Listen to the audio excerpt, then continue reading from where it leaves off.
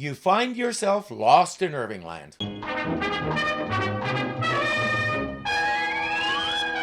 Last time we saw some guy in a helmet with a couple of mutant dogs chasing a fugitive of some kind. We also learned that animal cruelty isn't unique to Earth. Now pick up his trail. I want him found.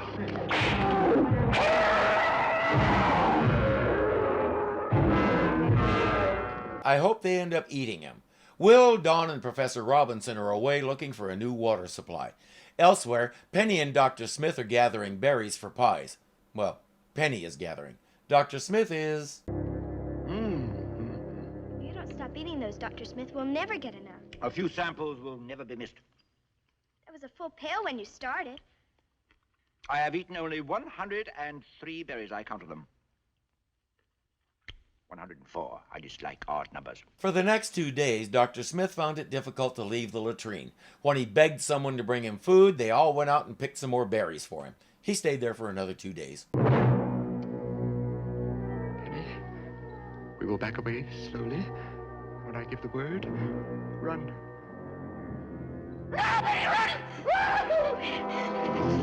Does he ever get embarrassed about hiding behind children? Help me.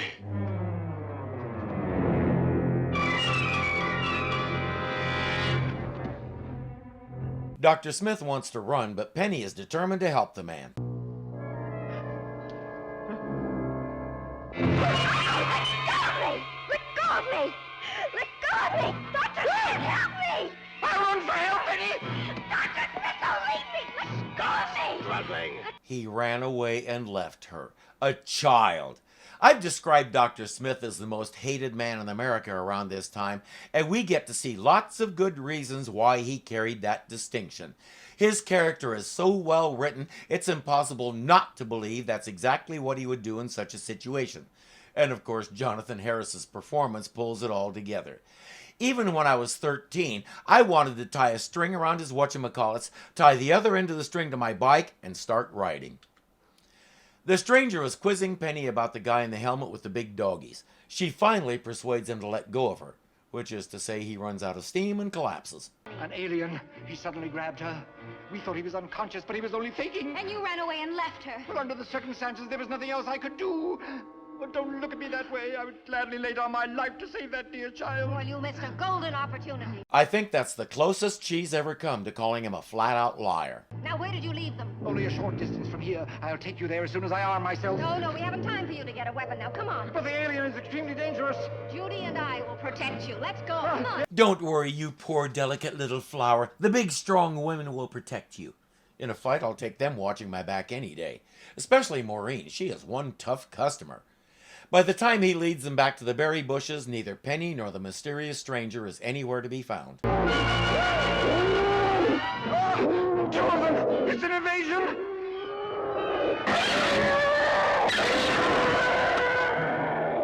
Run, Judy, run! Even though the laser pistol wasn't strong enough to stop them, the force field will keep them away from the ship. But what about Penny? I'm fine.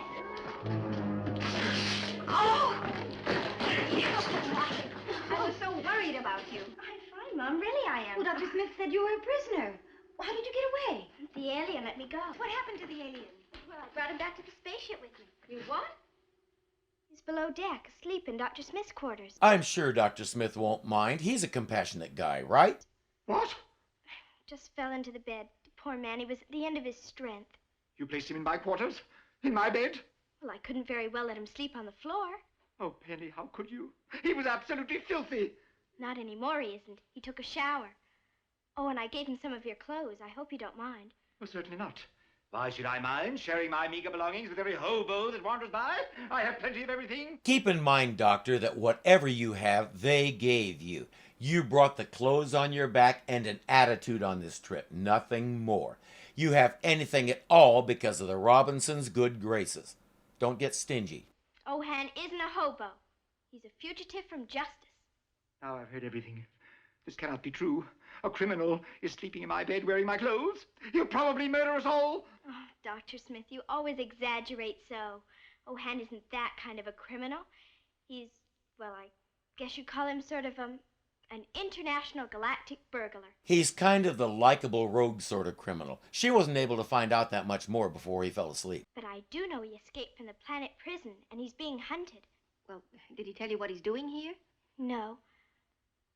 Oh, but he's not a bad person, Mom. Honest, he isn't. He only grabbed me because he was afraid I'd run away and leave him. Maureen says, well, we'll let him sleep for now and decide what to do about him tomorrow. As far as I am concerned, madam, that decision is already made. Since the other male members of this family are absent, I am in command. The safety of all of you is my responsibility. Ohan, or Ohunk, or whatever his name is, goes.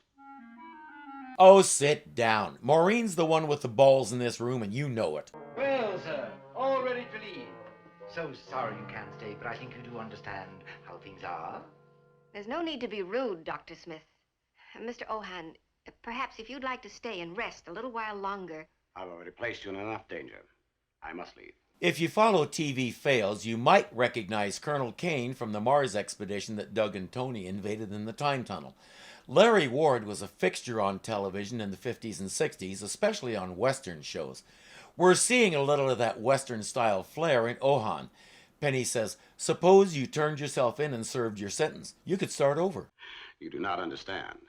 I'm a professional thief. In my world, that's a time-honored profession. My father and his father before him were all thieves. The Ohan reputation is respected throughout the whole galaxy. There have been cultures on Earth that took a similar view at various times. The key was to steal from the right people. Yes, I'm sure it is. I detect a note of cynicism in your voice, sir. Well, surely you can't expect me to be impressed with anyone who operates as a criminal? Well, then perhaps I should demonstrate my talents. There. You've been robbed by an expert, Dr. Smith. Ha! You couldn't have taken anything from me. You're mistaken. Your watch. Next morning, Mr. I'm the Man is assigning tasks for the day. And how do you intend to occupy yourself, Dr. Smith? As a matter of fact, I have quite a heavy schedule, madam. I shall be extremely busy. Giving the robot orders to do your work is quite exhausting, you know. Yes, in the garden. I need Penny to help me today. Oh, unless you'd rather do it. What does the job entail? Well, we're going to give the spaceship a general cleaning. All the freezing units and the living quarters. Trapped between being a farmer or a housemaid. Hardly an enviable choice. Trapped between having to do work and having to do work. Oh, what a tangled web. The monsters. They've come back. Who's the leader here? I I am. Dr. Smith, please. Really, madam? What can I do for you, sir? Get real, Smith. They need to keep reminding him that he's not a legitimate part of this expedition. I'm Security Officer Bollocks of the Galaxy Law Enforcement Agency. I'm from the planet Toron, our base headquarters. My identification. Sounds like bollocks, all right. He says, I know who you all are. We have a file on the Robinsons. We know everything you've been doing. I say shoot him now and save trouble later. Well, how did you learn to speak English, Officer Bollocks? Well, I've had special training. You see, we've been expecting travelers from Earth for quite some time. And of course they'll speak English, not Russian or Chinese or French or Punjabi or... Where is Ohan? Now, before any of you answer, I warn you. Lying to a Galaxy Law Enforcement officer is a very serious offense. We have no intention of lying to you. But you'll get a great deal more cooperation out of us if you don't bully us. Mrs. Robinson, just answer my questions. Dude, you aren't any more intimidating now than you were when you were Colonel Clink. And Maureen is going to let you know it. Where is Ohan? He's not here. He left last night. What time did he leave? 8, 10, 12 midnight? Well, I'm not sure. We are not his keepers, sir. It was after 8, but what difference does it make? He's not here now. That's what counts. Young woman, I shall ask the questions and you shall answer. Now, just a minute. We're not a gang of criminals, and I won't have you treating us like one. Shoot him now, save trouble later. Mrs. Robinson, did you know that Ohan was a fugitive from the law? Yes, I did. Yet you gave him food and shelter. He was starving and needed help. It was the least we could do. Then you realize that you broke the law. You are guilty of aiding and abetting a criminal. Now, I could place you all under arrest for that. Now, Officer Bollocks, all you're interested in is Ohan. Is that correct? That's correct. Well, let me assure you, sir, he's not here. In that case, if you don't mind, I shall search your spaceship. I'm telling you, shoot him now. Doesn't have to be a lethal shot. A quick one in the shoulder to turn him around, then another good solid one in the butt to send him on his way. She makes him leave his pets outside, then she and Judy take him inside and show him around. You know, officers have to be tough to do their job, but I don't like him. He's not entirely to blame, Penny. Years of association with the underworld element have twisted his character. Wrong again, Dr. Smith. He got into this line of work so he could be a bully. He gets off on it. His sense of manhood is wrapped up in it. No, you have no right to pry into our effects. I really must insist that you stop this search and leave. Now, Mrs. Robertson, let me tell you something. I am the sole representative of the law in over 1,000,000 miles, and I have the authority to do anything I please. Well, as far as I'm concerned, here you're out of bounds. Very well. He has no idea what to do when he can't cow her. She stands to her full height and looks him in the eye, and he backs down. He really is a bully. Just what do you expect to find in there? I suppose there's no harm in telling you. Ohan's escape from prison was all a prearranged plan. But why? Before he was arrested, he stole something of great value. We released him in the hope that he might lead us to it. And you expect to find it here on our spaceship?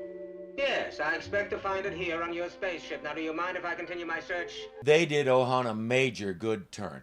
I don't see him as the kind of man who would do something like that to them, at least not without telling them. And by the way, Yes, I expect to find it here on your spaceship. Now, do you mind if I continue my search? he was never able to escape his inherent clinkness. I wonder if I should tell him. Tell who what? Officer Bollocks. About this. Ohan gave it to me to keep for him. He said he'd come back and get it if he escaped from Officer Bollocks. But if he didn't, it was mine. I wonder what it is. A miniature bunt cake? How 60s? I don't know, but it sure is important. He said it was the key to the greatest treasure in the whole galaxy. Mistake number 1, telling Dr. Smith instead of an adult. Mistake number 2, the word treasure. You know what it does to him. Treasure. He said treasure. Uh-huh. What else did he say? That's all. Dr. Smith, look at it! I guess it responds to greed. The greatest treasure in the galaxy. Not a word of this to anyone, Penny. It must be our little secret. Anytime Dr. Smith says that, run screaming to the nearest adult and tell them everything. The officer takes his bollocks and leaves. Officer Bollocks leaves, and everyone gets back to their chores. Yes, you can expect a lot of those. You do the same thing and you know it. Key to a treasure. But how do I find the lock? You wish information? I honestly don't think I would have thought of just talking to it. I would like to know where to find the greatest treasure in the galaxy. Can you tell me? Many others have wanted this answer. They were men of greed. All paid a grievous price.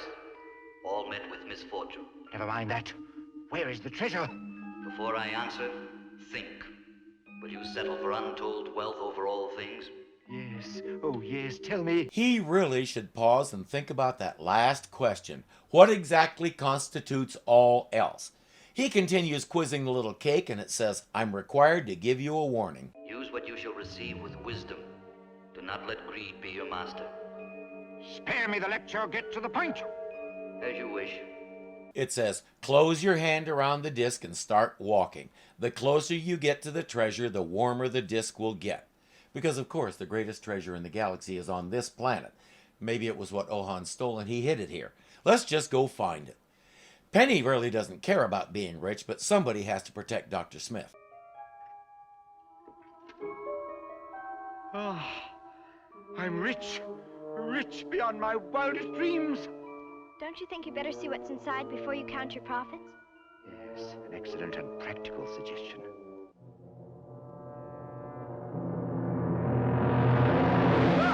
Dr. Smith was sucked into the box in a flash. He was never seen or heard from again. Turns out the Robinsons' greatest treasure was being rid of him. I've been deceived. Cheated.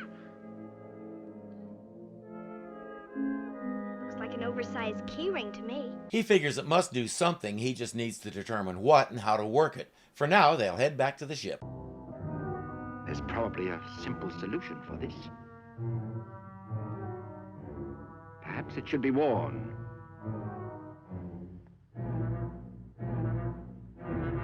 Bring me gold.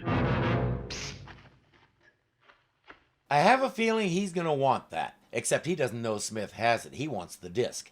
Smith convinces him that Penny has it and she's asleep, but he can have it tomorrow night. Same time, same place. At least now I have a little more time to fathom the puzzle of the metal ring.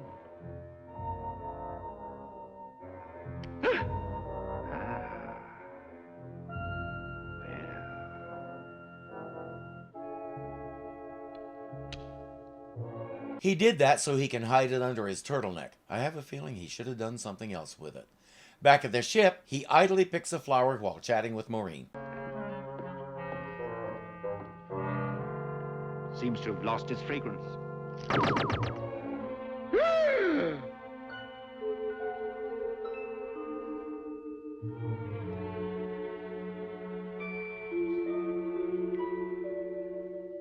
Platinum. It turned into platinum. On Earth, a rare and costly metal. Here, as useful as any other rock. But you'll never convince him of that. What a glorious day. Good morning, Dr. Smith. It is indeed a good morning. The sun is shining, the future is bright, all is right with our world. Well, you're certainly in good spirits this morning. I know why you're so happy this morning, Dr. Smith. You discovered the secret to the metal ring. Penny, Oh, I'm sorry, Dr. Smith. I just wasn't thinking. What metal ring, dear? I may as well tell everything. Penny explains the whole story. Maureen says, you'd better get rid of that ring. Ohan is probably going to want it back. Smith says, I think I know where I left it. I'll fetch it. But where he went, I don't think is where he left it. How would you like to take Ohan into custody? you know where he is? No, but I know where he will be. At our campsite at about 10 o'clock tonight. Ohan can tell Smith is stalling, but he doesn't have the good sense to run away and try again another time. Drop the club, you're under arrest. You betrayed me, huh? Stop it, I shoot!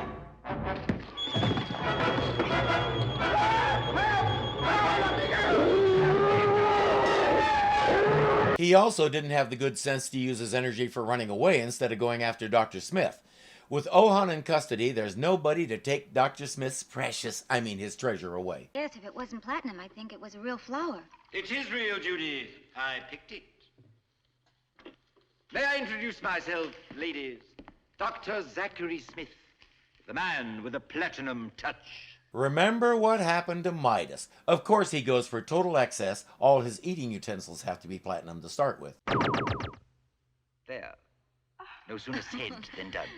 Would anyone else like to dine like an emperor? No, thank you. I see. Well, everyone to his own taste, I always say. Dr. Smith, your food, it's turned to platinum. The disc warned him about being greedy. Remember that question it asked? Will you settle for untold wealth over all things? I told you to think about that. There's a reason why the Midas touch isn't considered a good thing. Dr. Smith, I think you'd better remove that ring. Yes, of course. Why didn't I think of that? I can't seem to find the catch. Now, let me help you now. Please help me. There is no catch now. It's one solid circle. They can't undo it and they can't cut it off. There's only one thing to do: amputate his head. They can't let him in the ship and he's despondent. He's going into self-imposed exile. Again. Officer Bollocks. Ah, that's an unusual-looking sleeping bag. I've never seen one quite like it before. Platinum, isn't it? When I ask a question, I expect an answer. Yes, it's platinum. That's better, thank you. You already knew the answer, so you're just trying to throw your weight around again. And they're still not intimidated. Now, here's another question. Where's the ring? Dr. Smith has it. Where's he? I don't know. He left here last night. Oh, very conveniently so, wouldn't you say? And here we go. The clink efficiency carries over even into space. Why didn't you tell me you had the ring? You deliberately held back that information. That's not so. Mom knew nothing about it. Ohan gave me some sort of a disc to keep for him. I let Dr. Smith have it. We found the ring together. And when you discovered the truth, you realized how valuable it was, and you decided to keep it for yourselves. Oh, you're completely wrong. Oh, he's on a roll now. He's got a really great story going, so don't interrupt him. But there was only one problem. Ohan. He represented a potential danger, so you decided to betray him. But we haven't seen him since he left here. How could we betray him? Oh, Ohan tells quite a different story. What? But let's skip that part for the moment. He claimed that he has extensive files on the Robinsons and especially Dr. Smith. Yet he seems to have it in his helmet that Dr. Smith was speaking for all of them when he betrayed Ohan. I wonder if he's ever actually read those files. Now, you say he's not here. That he has the ring, but you don't know where he is. At least you have that part right. Oh, I'm delighted. Now, let me ask you one more question. Why did Dr. Smith leave? Because he can't get the ring off his neck. Everything he touches turns to platinum, even the sleeping bag. He isn't even able to eat. He left because he knew he was a danger to us. And this is the story you expect me to believe? The sleeping bag made of platinum is right in front of you, not to mention platinum rocks, utensils, and other assorted items. But Maureen stared him down the last time they met. His manliness is still bruised. He's determined to fix his boo-boo. In that case, you're all under arrest. No. By the time we get back to the enforcement headquarters, you may want to change your mind. Well, you can't take us away from here. My husband won't know where to find us.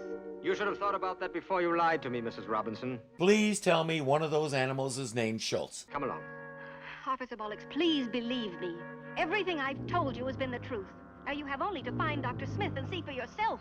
Oh, I'll find Dr. Smith. Don't you worry about that.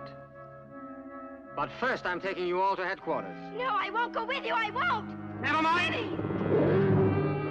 Penny needs to run back to the ship and grab a couple of laser pistols. Come back, toss one to her mom. They both point at the officer. One at his heart, the other at his bollocks. Then they say, "Sick your dogs on us." Instead, she follows a trail of platinum bushes until she finds Dr. Smith. Oh, thank goodness I found you. Stay away, Penny. Dr. Smith, you've got to help us. Officer Bollocks has arrested Mama Judy. There's nothing I can do. I'm a dying man. Oh, but he's going to take them away to the law enforcement headquarters on a different planet. I'm sorry, Penny. For all the good it does her. He's got the best pity party ever going, and he doesn't want to be disturbed. But if you go to Officer Bollocks and he sees we told him the truth, he'll let Mom and Judy go. Go away, Penny. Leave me to die in peace. Oh, please, no! His pity party produced a platinum penny, and now he's pissed. Believe me, this is just as unpleasant for me as it is for you. Now who's lying? Oh, Dr. Smith, I'm so glad to see you. Where's Penny? Sir, you saved me the trouble of hunting you down. You want to release these ladies at once? Oh, I don't think you're in a position to give orders. You're under arrest. Put the cuffs on him, dude. I think we'd all love to see what happens. Officer Bollocks, release my friends, or I shall turn you into platinum. Dr. Smith, I gave you credit for more intelligence than that. What did he think the ring does? Then I must prove it to you.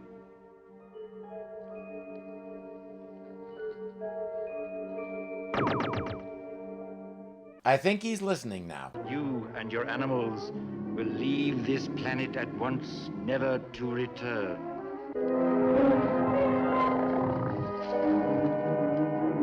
Definitely listening. Dr. Smith returns to his rock, his pity party, and his platinum penny. Foolish, foolish man. You had everything necessary for happiness, and you gave it all up for what? A cold, unfeeling metal. I know I deserve to be punished, but not Penny. The child is innocent. This is the same Dr. Smith that gave Will away to be a computer for an alien ship. The same Dr. Smith that left Will with the pirate rather than be a hostage himself. Perhaps you have learned a lesson, Dr. Smith? Oh, I have. Then for once I will make an exception. I will spare him. I don't care about myself. It's only Penny I want saved. It's amazing that it took basically killing one of the children for him to start realizing what an amazing treasure he has already.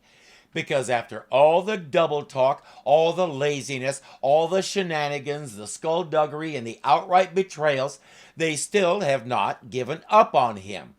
I'll take that over platinum before anybody can stop me. I'm fine, Dr. Smith.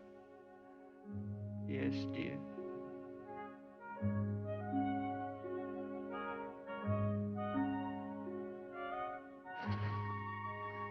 Penny, you're alive. Oh, thank heavens. And her braids didn't even come undone. By the way, he can take the ring off now, and he says he's a changed man. He's turned over a new leaf. And I've learned that all that glitters is not gold.